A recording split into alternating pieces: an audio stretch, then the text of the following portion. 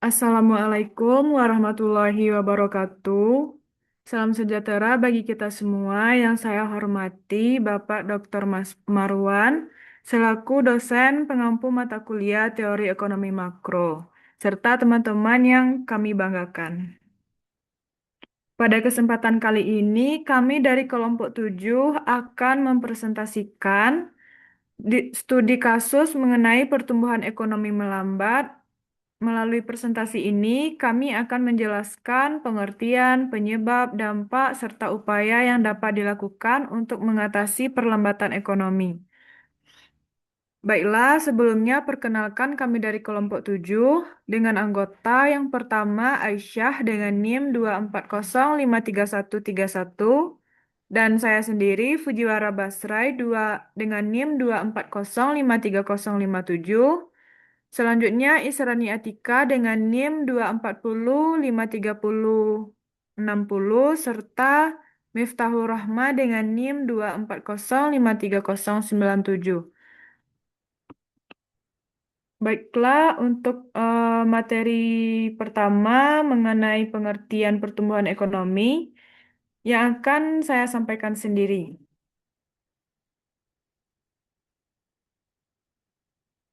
Baiklah, pada slide ini saya akan menjelaskan mengenai pengertian pertumbuhan ekonomi.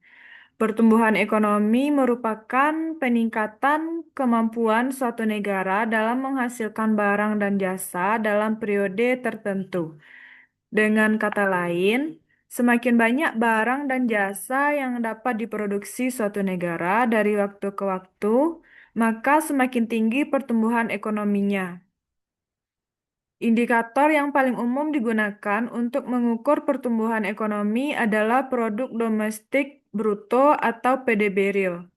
PDB real digunakan karena perhitungannya berdasarkan harga konstan sehingga pengaruh inflasi dapat diminimalkan. Dengan demikian, kita dapat melihat apakah peningkatan produksi benar-benar terjadi atau hanya akibat kenaikan harga saja. Selanjutnya, pertumbuhan ekonomi dikatakan mengalami perlambatan apabila kelajuan kenaikan PDB real lebih rendah dibandingkan periode sebelumnya. Artinya, meskipun ekonomi masih tumbuh, pertumbuhannya tidak secepat sebelumnya.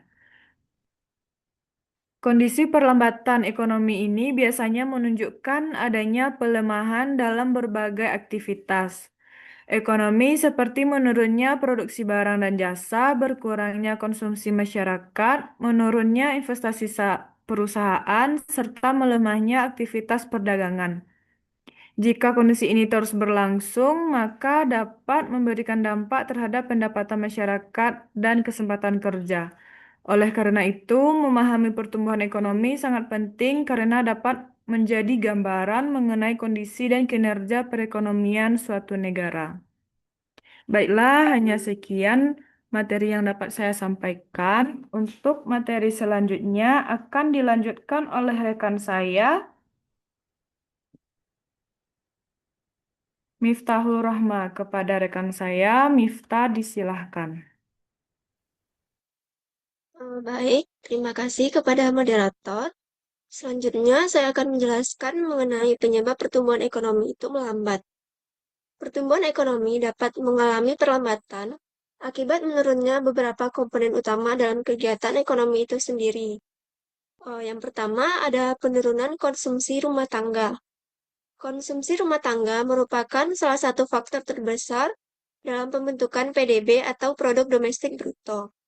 Ketika masyarakat mengurangi pengeluaran akibat menurunnya pendapatan, meningkatnya harga barang, atau ketidakpastian ekonomi, maka permintaan terhadap barang dan jasa itu ikut turun.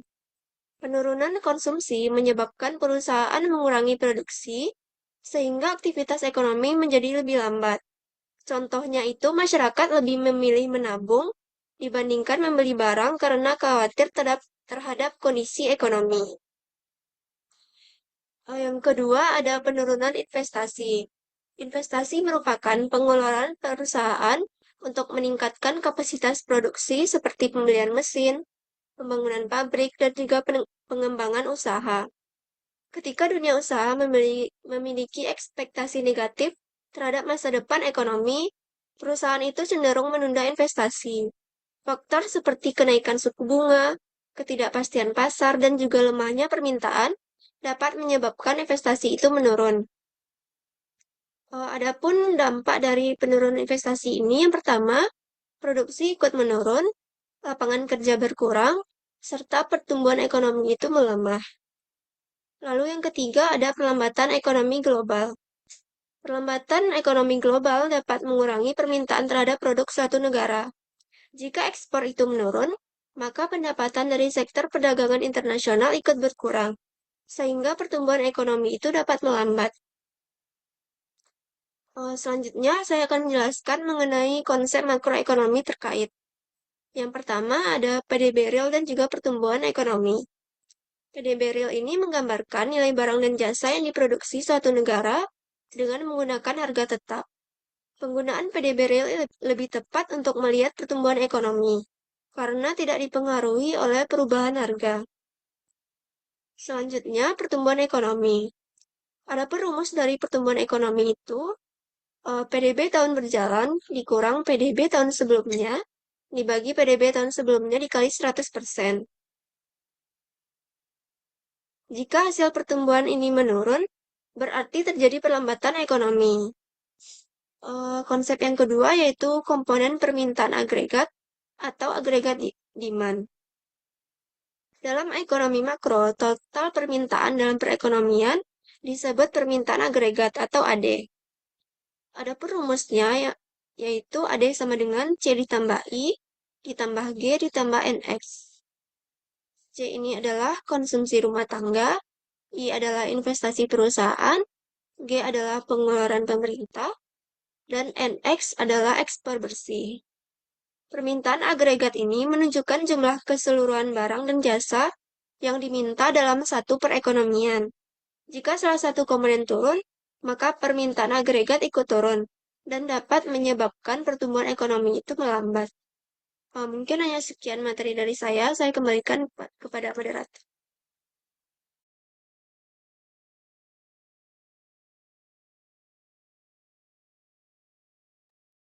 Baiklah, terima kasih saya ucapkan kepada rekan saya Miftahul Rohma yang telah memaparkan materi dengan baik.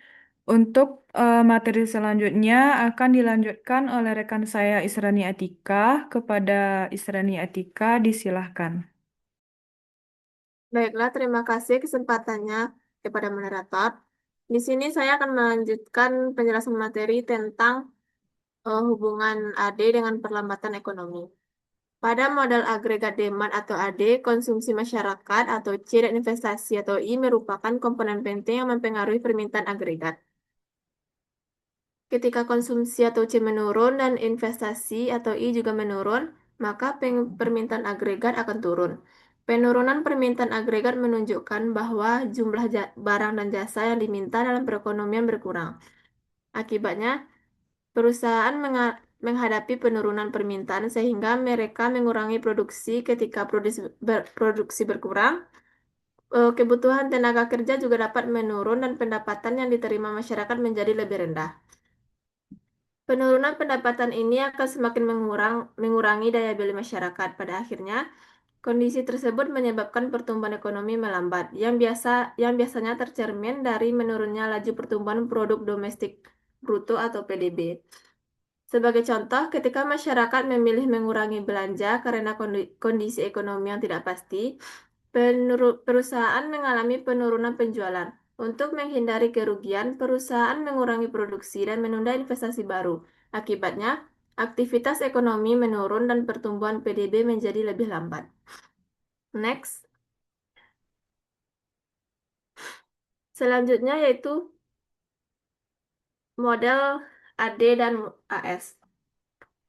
Pada model AD dan AS menjelaskan hubungan antara tingkat harga dan jumlah output yang diproduksi dalam perekonomian. Yang pertama, agregat demand atau AD. AD menunjukkan total permintaan barang dan jasa. Pada kurva AD dapat bergeser ke kiri apabila terjadi penurunan konsumsi, penurunan investasi, penurunan ekspor, dan penurunan pengeluaran pemerintah. Pergeseran AD ke kiri menyebabkan output nasional turun, pertumbuhan ekonomi melemah, dan pengangguran berpotensi meningkat. Yang kedua, agregat supply. AS menunjukkan jumlah barang dan jasa yang mampu diproduksi oleh perusahaan. AS dapat berubah karena biaya produksi, teknologi, harga bahan baku, dan produktivitas tenaga kerja. Jika biaya produksi meningkat, perusahaan dapat mengurangi produksi sehingga pertumbuhan ekonomi melambat. Untuk kurvanya, teman-teman bisa dapat melihatnya pada slide PPT. Next. Dampak pertumbuhan ekonomi melambat. Yang pertama yaitu menurunnya produksi nasional. Ketika pertumbuhan ekonomi melambat, permintaan masyarakat terhadap barang dan jasa cenderung berkurang. Akibatnya, perusahaan mengurangi jumlah produksi karena tidak ingin mengalami kelebihan stok. Yang kedua, meningkatnya pengangguran. Perusahaan yang mengalami penurunan penjualan biasanya melakukan efisiensi biaya. Salah satunya dapat mengurangi jumlah tenaga kerja atau menghentikan perekrutan karyawan baru. Yang ketiga, penurunan pendapatan masyarakat. Karena aktivitas ekonomi melemah, kesempatan kerja dan peluang usaha juga berkurang. Hal ini menyebabkan pendapatan masyarakat menurun. Yang terakhir atau yang keempat, menurunnya investasi.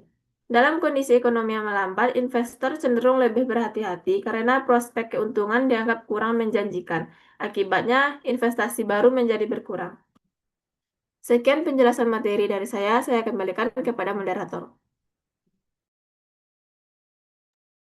Baiklah, terima kasih saya ucapkan kepada rekan saya Isyani Etika yang telah menyampaikan materi dengan sangat baik.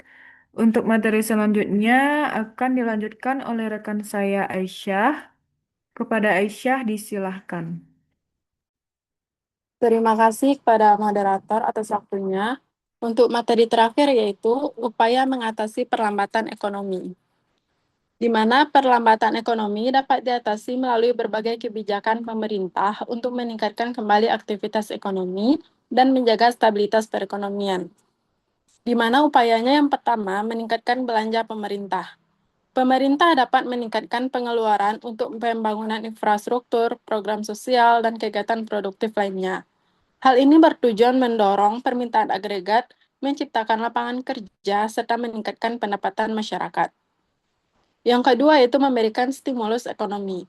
Stimulus seperti bantuan, subsidi, atau insentif bagi masyarakat dan pelaku usaha dapat membantu meningkatkan daya beli.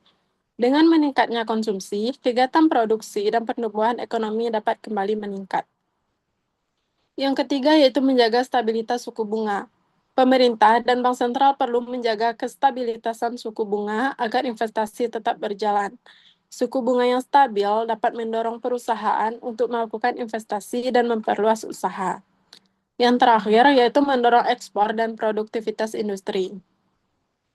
Peningkatan ekspor seperti produktivitas industri dapat memperkuat ekonomi nasional.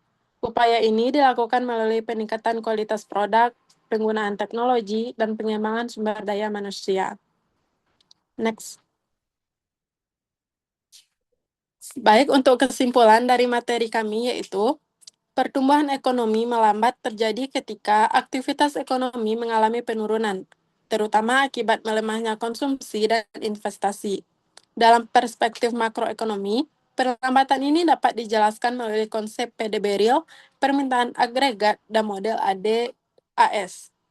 Ketika permintaan agregat turun, produksi dan pendapatan nasional ikut menurun, sehingga menyebabkan pertumbuhan ekonomi menjadi lebih lambat. Sekian dari saya kembalikan kepada moderator.